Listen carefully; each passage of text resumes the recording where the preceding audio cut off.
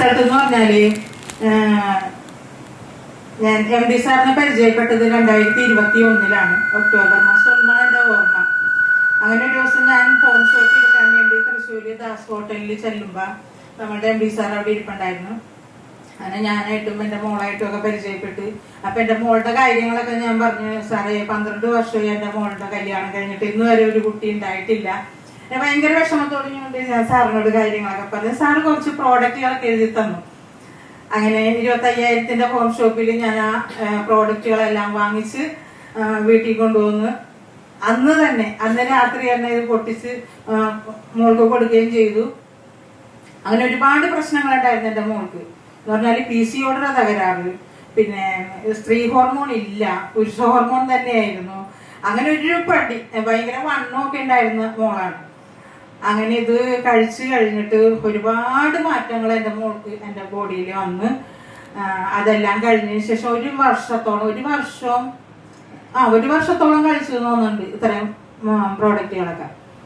അങ്ങനെ ഞങ്ങൾ പാലാരിവട്ടം മെഡിക്കൽ സെന്ററിൽ വെറുതെ ഒന്ന് ചികിത്സയ്ക്ക് പോയതാണ്. അപ്പൊ പറഞ്ഞു മോളുടെ ശരീരമൊക്കെ നോർമലായിട്ടുണ്ട്, പിന്നെ എന്തെങ്കിലും ചെയ്തു കഴിഞ്ഞാൽ. അങ്ങനെ ഒരു മാസം അവിടുത്തെ മരുന്നും കഴിച്ചു. പിറ്റേ മാസം പറഞ്ഞു മോള് ഗർഭിണിയാണെന്ന്. ഇപ്പൊ എന്താ ഇത്, ഞാനിപ്പോ ഹൈലോണിന്റെ നമ്മുടെ പ്രോഡക്റ്റ് സംസാരിക്കുന്ന പ്രോഡക്റ്റാണ്.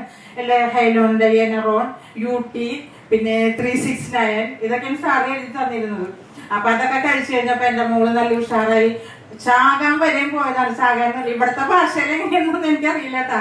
മരിക്കാൻ വരെയും തയ്യാറെടുത്തിരുന്നാണ് ഞാൻ എൻ്റെ മോളും മരുമോനൊക്കെ. എന്ന് പറഞ്ഞാൽ എനിക്ക് ജീവിതം വേണ്ട, മതിയായി എന്ന് പറഞ്ഞാല് വീട്ടുകാരുടെ കുത്തുവാക്കുകളും എല്ലാം കേട്ട് മച്ചി എന്നുള്ളൊരു വിളി കേട്ട് അവർക്ക് മതിയായി. അങ്ങനെ പിന്നെ എന്ന് പറഞ്ഞാല് ഞാൻ പറഞ്ഞു മോള് ദൈവത്തിനെ വിചാരിച്ചു മോള് ഇത് കഴിച്ചു കഴിയുമ്പോ മോൾക്ക് മാറ്റങ്ങളുണ്ട്. അങ്ങനെ എൻ്റെ മോളിപ്പോ ഇരട്ട കുട്ടികൾക്ക് ജന്മം നൽകി 1 വയസ്സും 2 മാസവും പ്രായമായിട്ടുണ്ട് എൻ്റെ മക്കൾക്ക്. അപ്പൊ അതുകൊണ്ടാണ് ഞാൻ ഇതിൽ നിന്നും വിട്ടു നിന്നത്. എനിക്ക് എൻ്റെ മോളെ പരിരക്ഷിക്കേണ്ടതായിട്ടുണ്ടായിരുന്നു. ഇത്രയും പിന്നെ നമ്മുടെ MD സാറ് പറഞ്ഞാൽ എനിക്ക് പറയാൻ വാക്കുകളില്ല. പിന്നെ അന്ന് വർക്കിന് പോയപ്പോ നമ്മുടെ